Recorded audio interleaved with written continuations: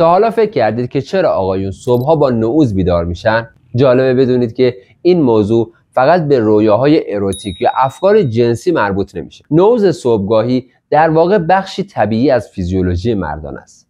این اتفاق رو در اصطلاح علمی نعوذ شبانه آلت تناسلی مینامیم که معمولاً در مرحله خواب رم یا همون مرحله‌ای که رویاهای زیادی میبینید رخ میده. این مرحله اغلب در ساعات ابتدایی صبح اتفاق میفته و به همین دلیله که مردها معمولاً صبح با نعوذ از خواب بیدار میشن. شاید یادتون بیاد وقتی نوجوان بودید صبحها با علم کردن ملافتون مواجه میشدید.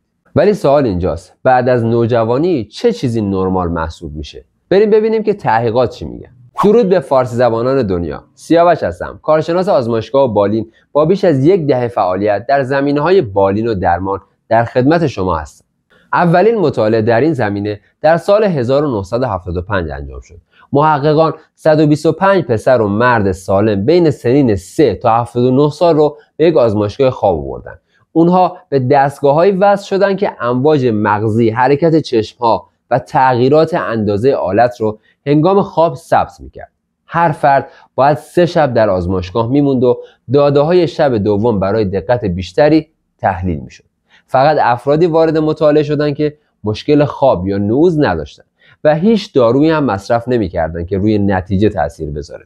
نتایج چی بودن؟ از همون سن 3 تا 9 سالگی نعوذ در خواب شروع میشه و نسبتاً منظم اتفاق میفته. در سنین بلوغ و نوجوانی نعوذها بیشترین تعداد و طولانی ترین مدت رو دارن.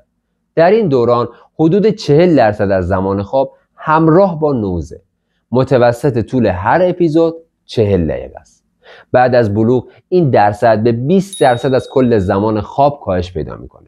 یعنی حدود 1.5 ساعت در شب و متوسط مدت هر نعوذ 30 دقیقه میشه. در مجموع افراد بین 3 تا 5 بار در طول شب دچار نعوذ میشن. سوالی که پیش میاد، آیا با افزایش سن رم کم میشه؟ جالبه بدونید که نه. خواب رم بعد از نوجوانی تقریبا ثابت باقی میمونه. بیشتر بزرگسالها حدود 100 دقیقه رم در هر شب دارن.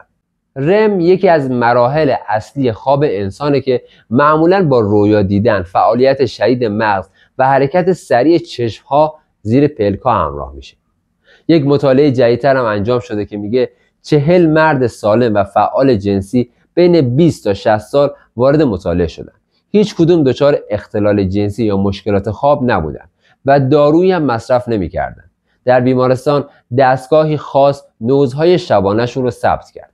نتیجه چی شد؟ در همه گروه‌های سنی نعوذ اتفاق افتاد، اما میزان خونرسانی به آلت کاهش پیدا کرده بود. در دهه 20 زندگی میزان جریان خون به نعوذها به طور متوسط 268% از حالت عادی بود.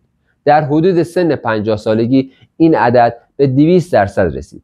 یعنی هنوز جریان خون خوبی وجود داشت، فقط کمتر شده بود. اما تعداد و مدت نعوذها تغییر خاصی نکرد. میانگین تعداد نعوذها 3 بار در شب بود و بهترین یا طولانی ترین نعوذ حدود 31 دقیقه طول میکشید. مطالعات متعدد بعدی در دهه‌های اخیر هم همین نتایج رو تایید کردند. نتیجه نهایی چیه؟ شما باید تا سالهای پایانی عمر همچنان نعوذ صبحگاهی یا شبانه داشته باشید.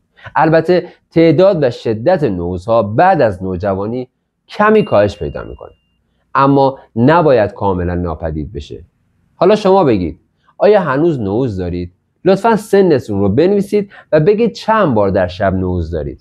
اطلاعاتی که شما میدید جزء تحقیقات ما محسوب میشه.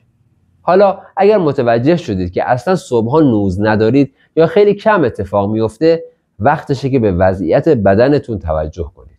چرا؟ چون نعوذ شبانه نشانه مهمی از اینه که جریان خون در بدنتون خوبه یا نه، سلامت هورمونیتون در وضعیت مناسبیه یا نه و عملکرد سیستم عصبیتون سالمه یا نه. اگر این سیستم ها دچار مشکل بشن، اولین جایی که خودش رو نشون میده نعوذه.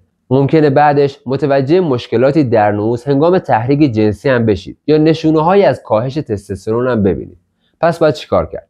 تستوسترونتون رو بررسی کنید. کاهش نعوذهای شبانه یکی از اولین نشانه‌های افت تستوسترونه. به سبک زندگیتون نگاه کنید. وزن سالم داشته باشید. ورزش منظم کنید. هم ورزش‌های مقاومتی و هم هوازی. استرس رو کم کنید. خواب کافی و با کیفیت داشته باشید. همه اینها به بهتر شدن جریان خون، سلامت جنسی و عملکرد هورمونیتون کمک میکنه. نوز صبحگاهی یک شاخص سلامتیه. اگه در حال کاهش باشه یعنی بدن داره به شما سیگنال میده که یه چیزی درست نیست. و نکته مثبت، شما قبل از اینکه دچار اختلال نوز بشید یا مشکلات جنسی دیگه براتون پیش بیاد، میتونید متوجه ماجرا بشید و پیشگیری کنید. بدنتون با شما حرف میزنه. فقط یاد بگیرید که چطور بهش گوش بدید. و یادتون باشه از خودتون مراقبت کنید، چون مهمترین چیز در این دنیا خودتون هستید. منتظر کامنت های جنجالی شما هستم. با آرزوی سلامتی برای شما عزیزان. بدرود.